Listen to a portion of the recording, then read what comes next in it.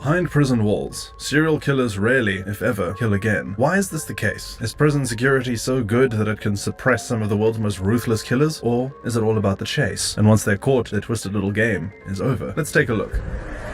Prison killers.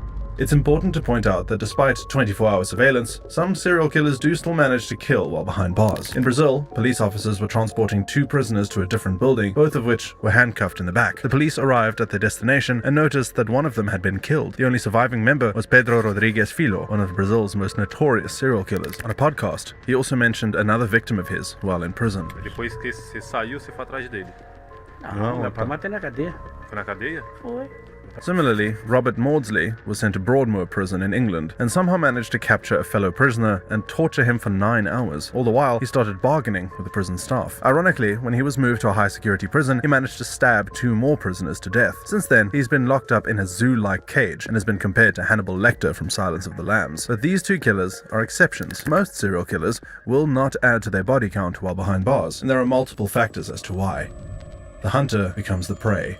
When serial killers first set foot in their cells, they become celebrities. Some of them gain notoriety and respect, while others find themselves to be a target. When Gary Ridgway entered prison, everyone knew him as the Green River Killer, and he was responsible for the deaths of at least 48 people, so he simply wasn't allowed to mix with other prisoners. The Seattle Times reported that leaving him among the general population would have been a virtual death sentence, and attacking these serial killers is an easy way for other inmates to gain notoriety and fame too. A regular inmate named Carl Hiltz one day noticed that he was receiving a lot of fan mail and donations from outside prison. While reading the letters, it soon became clear that he'd become a hero for punching Paul Bernardo, one of Canada's most notorious serial killers. Hits clocked him so hard that Bernardo almost lost an eye, and a lot of people felt that this was a brutal but necessary form of justice. But for Bernardo, things could have been a lot worse. One prison inmate, named James Elliott, wanted to pay his debt to society, so he went into the cell of Donald Harvey, a murderer of 87 people, and beat him mercilessly. 2 days later, he was pronounced dead. Elliott told news outlets that killing Harvey would enable him to do something constructive for the friends and neighbors he robbed and stole from and never gave anything in return. Somehow, I don't think he managed to convince the judge that this was community service. And the most notable example is Jeffrey Dahmer. While Dahmer was in prison, his dark and disturbed sense of humor did not win him many friends. He would rearrange his food to make it look like body parts and then squirt ketchup on them. So when fellow inmate Christopher Scarver found himself alone with Dahmer in the gym, he did not waste his opportunity. The roles were reversed, and Jeffrey Dahmer found himself the victim as he was bludgeoned to death with a steel bar. Things get complicated.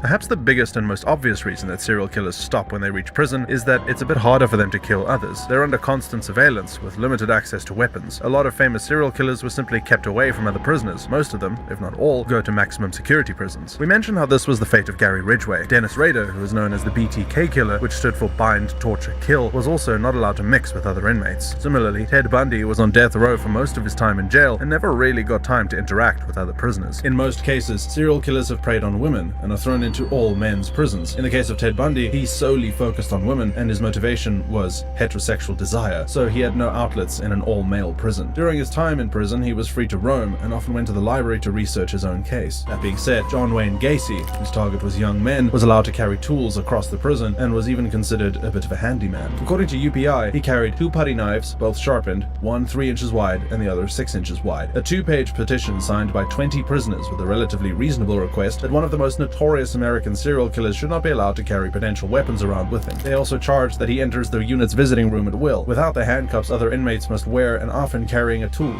The reason why Gacy couldn't kill in prison was that everyone knew who he was. He could no longer lurk in the shadows. The deadly weapon of secrecy was no longer at his disposal. But sometimes, for these killers, prison ain't so bad. In 2012, the Gaston Gazette in North Carolina received a letter from Danny Robbie Hembry Jr., the convicted murderer of 2 women. In this letter, he started to inform the newspaper that he was living in the lap of luxury behind prison walls. He wrote, "Is the public aware that I'm a gentleman of leisure, watching color TV in the AC, reading, taking naps at will, eating 3 well-balanced hot meals a day?" And this was not a once-off either. Robert Blecker, a New York law school professor and advocate for the death penalty, told ABC News they're playing on softball fields with line base paths and umpires in uniforms, while other guys are hanging out getting a suntan. Those who committed the worst crimes, who deserve to suffer the most, generally suffer the least, which begs the question, are the prison services deliberately keeping these people sweet? Do they feel that providing serial killers with a better life makes them less likely to kill? Normally, serial killers come from a place of anger, where they want to get revenge against the world. The prison guards might be working on the old saying that you catch more flies with honey than with vinegar.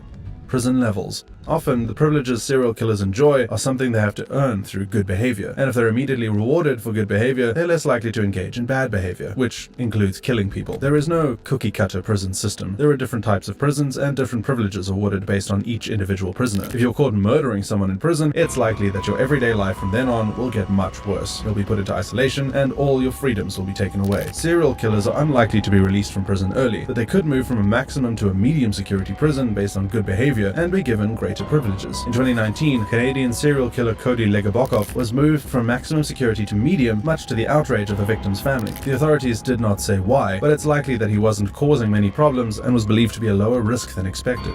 The downfalls. But prison is no picnic either. One of the biggest myths about serial killers is that they want to get caught. While this is the case for some, the majority want to be free. According to the criminologist Scott A. Bone, they love the act of killing too much. Serial killers gain confidence, satisfaction, and are emboldened by their success, particularly during the early stages of their killing careers. They eventually get better as they go along, and put meticulous amounts of detail into their workings. And the mistakes made usually come from being too cocky and confident, rather than any desire to be behind bars. For a lot of serial killers, prison marks the end of the exciting double life they'd created. Fred West, Harold Shipman, Carl Denker, and countless others are all serial killers whose last murder was themselves. When the dust is settled and they finally had to face the music for their actions, they often end their own lives. They get older. As men and women get older, their testosterone levels decrease. Testosterone is a hormone that can produce anger, sexual desire, and strength, all of which are key attributes for the perfect serial killer. According to the professor of psychology, James M. Dabbs Jr., prior studies have found higher levels of testosterone among persons who commit violent crimes than among those who commit non-violent crimes. While it would be foolish to say testosterone is the root cause of serial killers, some people assert that it can definitely be considered a small factor. If you get weaker and less angry as you get older, then it stands to reason that the likelihood of you killing someone will also decrease. There's no conclusive link between testosterone and serial killers. However, less than 1% of sexual homicides are caused by people over the age of 50. Being a serial killer is often a young man's game. And sometimes, serial killers have finished killing even before they're caught. Dennis Rader, for instance, finished killing in 1991, but was not apprehended until 2005. Gary Ridgway did most of his killings in 1982 and 1983, but it took the police 20 years to find him. But the biggest motivator of any serial killer is what's going on in their mind. They get diagnosed. While serial killers should be held accountable for their actions, mental illness is also a factor. American psychiatrist Jeffrey A. Lieberman was tasked with treating the serial killer David Berkowitz, who was known as the Son of Sam killer. Lieberman was astounded by the effect that a few meds had on a brutal killer. When on medication, he was docile and rational. However, when he stopped his meds, as he did repeatedly, he came under the sway of his symptoms, auditory hallucinations, in which a dog's voice, he called it the Son of Sam, commanded him to kill long-haired young women. As well as the drugs which were available, sometimes the drugs which were unavailable helped too. Jeffrey Dahmer was an alcoholic and used this drug to help him carry out his crimes, and drug abuse is incredibly common among serial killers. Without these drugs, they might also be less inclined to kill too. They have reformed. As we all know, it is difficult to take a serial killer on their word. If they solemnly swear that they're sorry for what they have done, then they might for once be telling the truth. Defense experts argued that, like many other serial killers, Shawcross suffered a toxic combination of physical and mental damage. Arthur Shawcross murdered 2 children in 1972 and was released from prison in 1987 for good behavior. However, he ended up killing 12 more people upon release. There are many cases where serial killers have claimed to have been reformed, been released, and then murdered again. Masters of manipulation will inevitably use the same tactics when trying to get parole. There are some cases when the world's worst killers may have actually turned another page. Ted Bundy spent his last night in prison in tears, appealing to God. Carla Homolka, a notorious serial killer, is now a mother of 3 and living a pretty normal life. But the best example is the Son of Sam killer, David Berkowitz. Once he was diagnosed with schizophrenia, Berkowitz has also become a born-again Christian since his arrest, and spends his days working as the prison chaplain. He also helps with more mundane tasks, such as cleaning and paperwork. For him, prison time has been a sobering experience. First of all, I want to be a good Christian because I want to please the Lord, but it's my way of saying that I'm sorry for the things that happened in the past. I'm sorry for,